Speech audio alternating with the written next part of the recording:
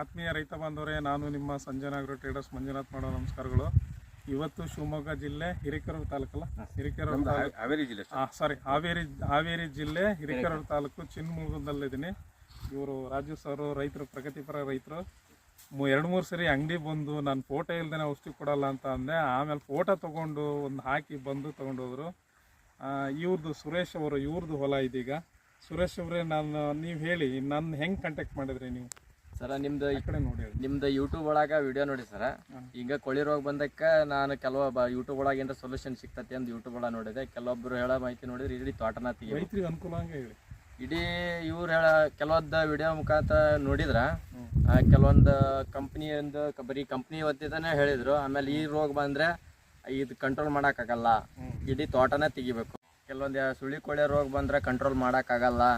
ಆ ಥರ ಹಿಂಗೆ ತೋಟನ ತೆಗಿಬೇಕು, ತೋಟ ಇದು